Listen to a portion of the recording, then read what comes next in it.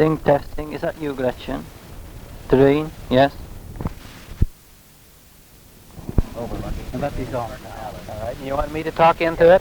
I'm George Schrader, and we're sitting here in the basement of the Dallas City Hall talking with Raymond and Doreen as they prepare to leave. We've had a very interesting 2 days, and it was exciting anticipating their coming. We're a little sorry that it's ended, but it's been great fun, and we hope maybe that we can someday come to England ourselves for a visit and return the visit.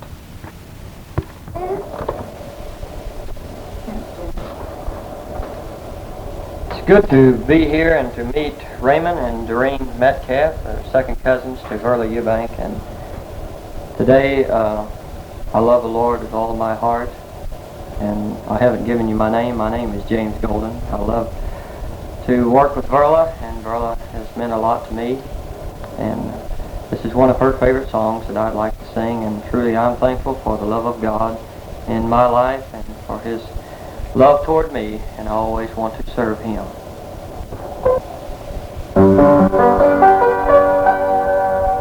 If you could own all the world and its money, build castles tall enough to reach the sky above. If you could know everything there was to know about my spring, yet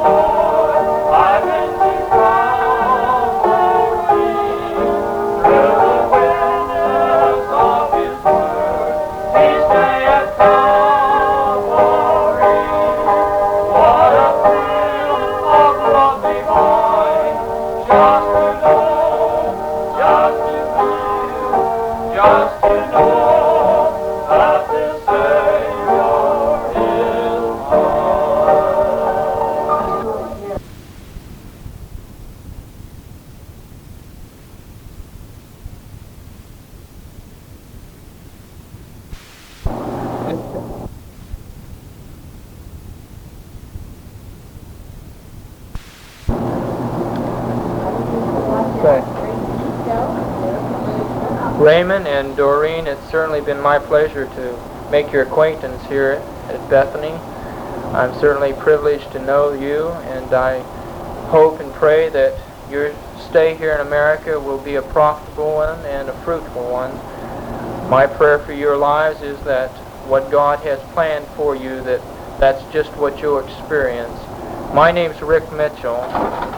I hope to journey over to England someday, and in God's graces and with His providence, I hope to see you again. May Godspeed go with you, and may everything be done and said through your lives and through my life for the glory of God.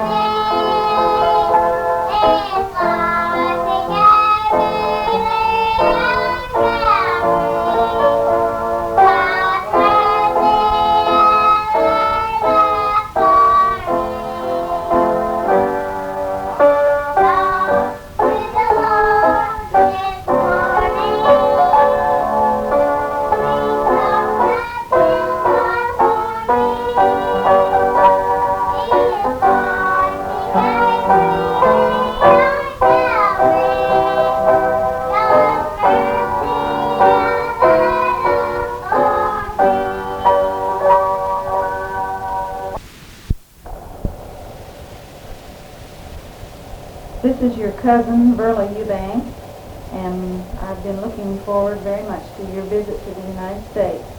It's been a pleasure to have you in my home in Bethany, Oklahoma, USA. I've enjoyed hearing you speak the true King's English language. This has been real interesting for me. I'm looking forward to a good time tomorrow as we go out to Fairview, Oklahoma to meet with our other relatives and have a family reunion. Take my regards back to my other relatives in England and tell them that I would like to meet them too sometime.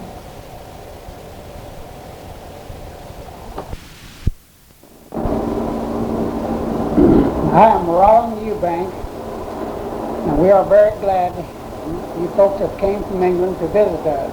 We hope we can make your stay here a pleasant one, and want you to stay as long as you would like. See, you don't know just what to... Yeah, just send your greetings.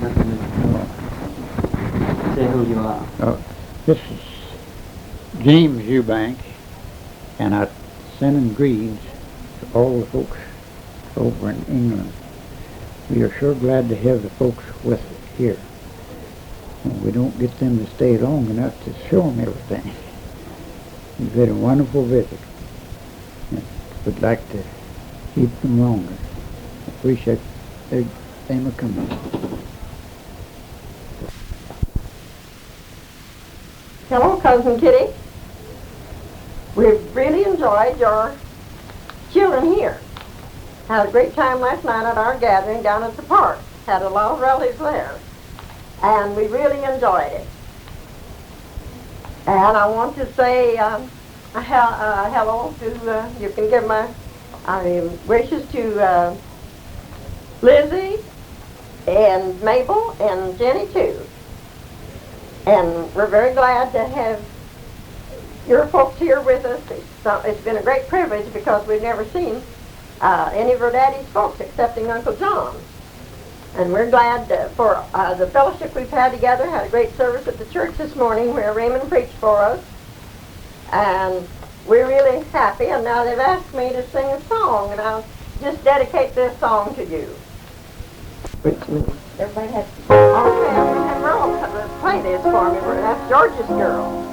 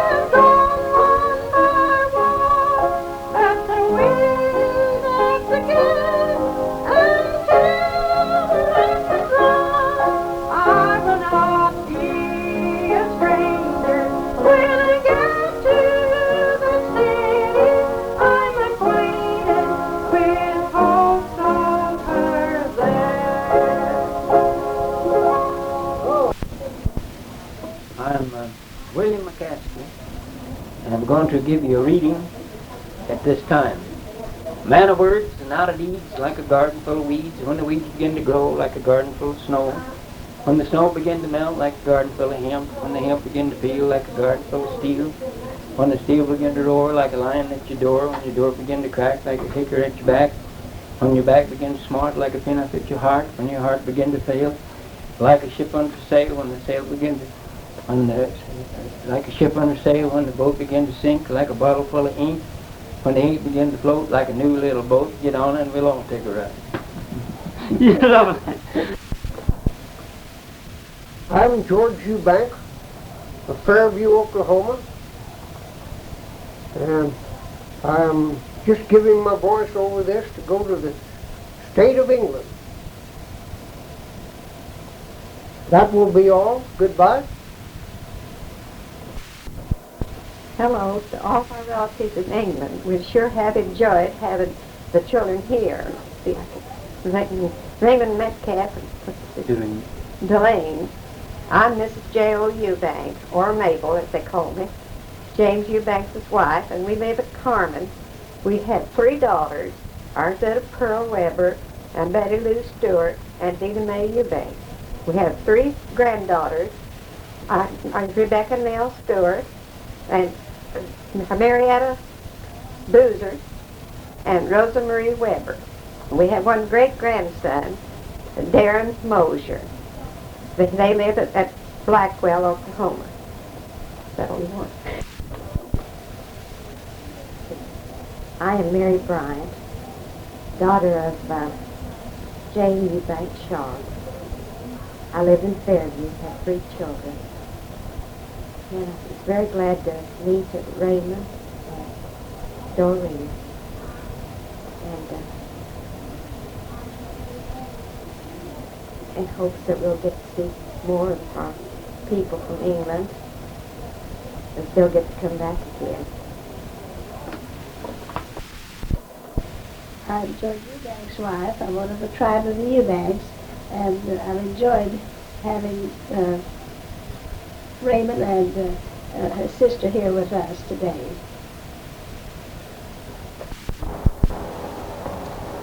I've enjoyed your son and your daughter very much, enjoyed his ministry in our church. I'd like to see all of you and pray for all of you. I want you all to come and see us if you can sometime.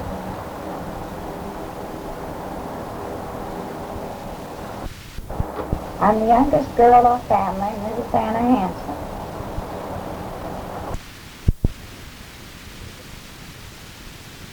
Want me to tell you that my name is Gordon Schrader. I'm the son of Ella Schrader and Jane Eubank. I have a wife named Joyce and a 7-month-old daughter, Kelly. I live in Osawatomie, Kansas, and like my brother, I'm in the business of public administration and currently the city manager of Osawatomie, Kansas. That's all. Hello, I'm Doreen Schrader. I'm one of the daughters of Jane Eubank Schrader, and I'm married and have 5 sons, ages 9 through 17, and we've really enjoyed having Raymond and Doreen visit us. Would like the rest of you to come over anytime you can and see all of us. How's that? Stand in. I'm Leon Kincaid. I'm Darlene's husband. I had the pleasure of taking Raymond and Doreen from Dallas to Oklahoma City. We had a pleasant chat, and I feel like I know a little bit more about England. I hope they enjoyed being here, and we look forward to having them or any of you come see us anytime. I'm Margaret Eubank Hunt. I'm the eldest daughter of Oliver Eubank. I have 5 children, ranging in ages from 3 years to 16. And in the 40s, I used to write to Eva.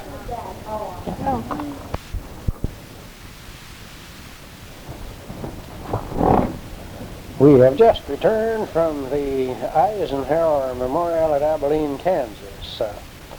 I'm a sociology instructor, and for most of my life I have been studying about the poor, those without opportunities, and so on. difficult for me to see why American people or any other people, for example, would build great houses of brick and marble to house swords and medals and things of that kind, and not pay more attention to the poor, the handicapped, and the needy.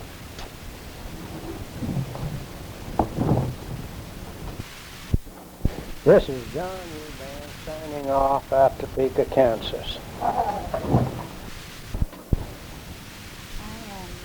Jane Eubank Schrader, and Ellis and I have been delighted to have Raymond and Doreen as our house guests for a little while, and George and Mary Liz entertained them in Dallas, and Janice was gone, which we're sorry for, and then our daughter and her husband Leon and their 5 boys, Paul, Lance, Eric, Kevin, and Matt, entertained them in Kansas City. And our son Gordon and his wife Joyce and their little girl Kelly all were there. And we'd like to see the rest of you whenever you can come over, and we hope these 2 will come back. And special greeting to you, Kitty.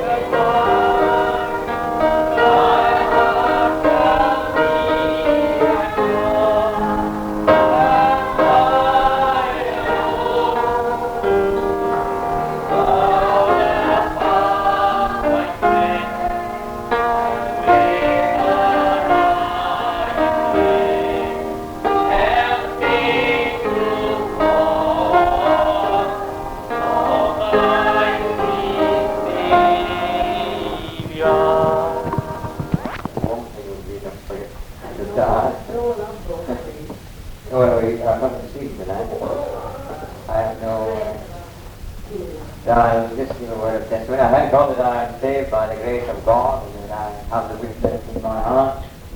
He is mine. Praise God. It's a good thing when you know that you are saved by the grace of God. He has given me a love for himself, his name, bless God, his word, and a longing for his appearing. Praise God. This is what we long for, isn't it? See, our blessed Savior whom we've come to love. And as we go on, we love him more and more. We see more things concerning him. And we see how utterly helpless we are ourselves. That's how my experience anyway. I see how helpless when I was first saved. I hadn't as poor opinion of myself as I have now. As we go on, our opinion of ourselves it decreases, and the opinion we have of Christ increases. That's my experience. So if I went as far back as I can remember with God's dealings with me, afterwards I have to go back as far as I can remember. And the first thing I can remember is when that child was 3 or 4. I don't have to remember to get the exact age. I think it was 4-year-old when I had pneumonia. Very, very ill indeed. My father told me I was white as the sheet I was lying on. Very seriously. And I recovered partly and they scooped me up. And my father holding me to the windowsill, as it might have been that, and I was looking out and watching they were driving some cows down the yard. And I had partly recovered, but anyway, taking me out and just sitting in the window, it returned with a new figure. Now it's worse than ever. And it almost seemed as if I was dead. And what I'm telling you is that this is the earliest recollection I have of anything to do with God. Now whether I've been in heaven or not, I don't know.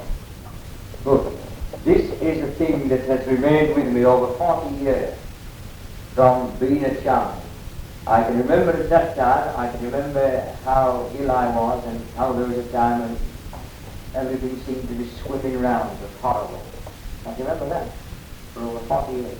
And there I was, and there seemed to be big circles, and they seemed to enlarge, and nobody was a horrible affair. And then, there was now, and I seemed as if I went into heaven. And it's funny that this is remaining here, it has that. And I went into this place, and I can't describe it, but I know I was taken into the presence of certain persons. And one said, no, you'll have to go back.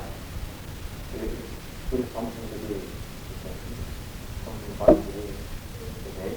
That's all I can remember. It still remains with me. But that was to do with God.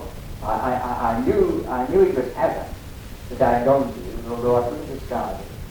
But whether I did actually go, because I was practically gone, I think. Whether I momentarily was carried up and sent back, or whether it was just a kind of a delirious dream or what, I don't know, but it has remained with me.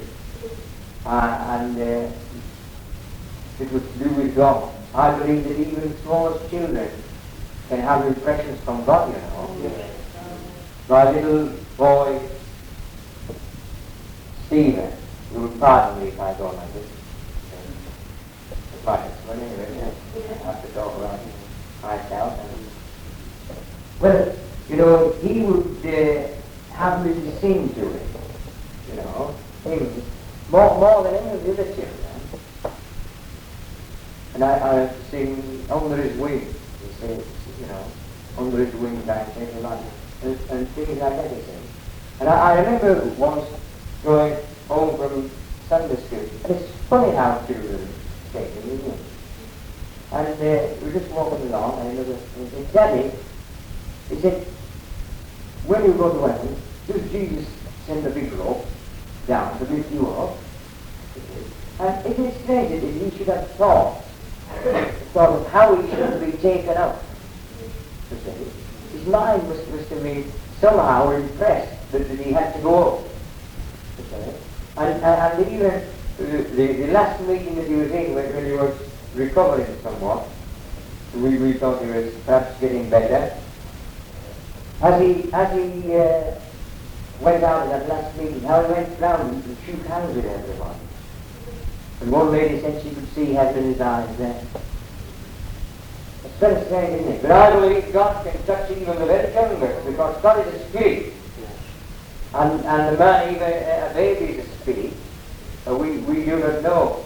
Even I was just considering today that Samuel was brought a boy, wasn't he? Today. And I thought of even Paul. We think of Paul as a persecutor and did them on the road in a minute. But he said, didn't he? God separated me from my mother's womb. The hand of God was on the Apostle Paul from his birth. I believe some way that God's hand has been upon me since my birth, although I haven't always walked in the way that is right. But I've never been allowed to go into gross sin. Never. When I was at school, the teacher said, all the boys stand up but don't swear, to say. And there was 3 of us, I think, stood up. And I was one of them. And I don't think I can remember ever saying about 3 swear words that I can remember. Okay? It's a good thing if you have grace in your heart, even when you're young. Because it prevents you having regrets, isn't it? If I go into sin with grossing, I may have had things that I would deeply have regretted now if you don't have any regrets. But the child is saved, not only is its soul saved, but its whole life is saved. Very wonderful thing is that. And many of the great preachers have been saved as children. And they have known God. As I say, although there was a period in my life when I didn't seem to have that same, what shall I say, vision of God and love for God and His Word that I had when I was a small child. I definitely had. When I was a young boy, I definitely had a love for God and for His Word. And then, I remember a meeting when I was about 11 years old. I went down to the front in a campaign. And then I grew cold again and went back in the army. Even then, you see, God never allowed me to do anything really wrong. Although I didn't attend the Lord's house, and I didn't read the scripture much, or anything like that. Yet when people would invite me to say, to go drinking anything, I wouldn't do it. God's restraining hand was upon me even then. It's a blessing, isn't it? It's a great mercy. Restraining grace is a great mercy, you know. You know, it's better to prevention is better than cure after all. It's better to have a fence at the top of the cliff than an ambulance at the bottom. Isn't it? And I thank God for His restraining grace. And then as years have gone on, I've had different experiences of His power, some sad, some glad. And all my experiences haven't been glad. Some are. Sometimes I've rejoiced with joy unspeakable and full of glory. And sometimes I've had experience where I thought the Lord has left me. And I've had darkness come upon me. It's a terrible thing when you feel anything but that, when you feel you're cut off from God. Anything but that. It's a terrible thing when once you've known the light, is to feel that you're cut off. It must have been a terrible thing for the Lord when He hung on the cross.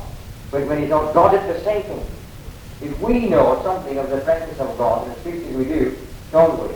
And we have that blessing continually in our hearts, and we have that anointing that abides, you see. And you have special anointings for special things, but there is an anointing that abides. And the grace and the peace that abides continually in your heart, isn't there? And you know if it's departed. You know if the peace departs, don't you? And then and if there comes a kind of an estrangement between you and God. But thank God, if we have times like that, they're gone, praise God, and God doesn't leave us, although sometimes you may appear to hide his face from us. And I've had experiences like that when I have felt that I have lost out. Thank God if we do lose out, we can always return. That's all. And so I do bless him. Tonight, by his grace, I am what I am, and I still continue. I am assured that he is able to keep me from fall and to present me faultless before his Father's throne. Along with you all that love the Lord, praise God, and we glorious day only when we're in among that glorious redeemed and ransomed God. Praise God. It amazes me sometimes that I was sitting, reading, home quietly, and the thought would come on me, isn't it amazing? I might think, God, a Roman Catholic. I might have been a red hot one for all I know. Once I got, I see with that lady, once I got going, I used to take something to shake me out of it. I could never know. If I didn't go to the Roman, I might have I'm right, you never know. It's wonderful, isn't it? It's the grace that God has given. And why, we do not know. Why is it that I have accepted the gospel and others haven't? Some went to school with me. My own brother. They were brought up in the same houses. They had the same father and mother, they had the same teacher, they went to the same school, they went to the same Sunday school, they went to the same church, they were the same preacher. And I am saved, and they are not. Some of the same from the grace of God. I have not, you have not chosen me. I have chosen you, and ordained you. I know that God has by His grace chosen that I might be one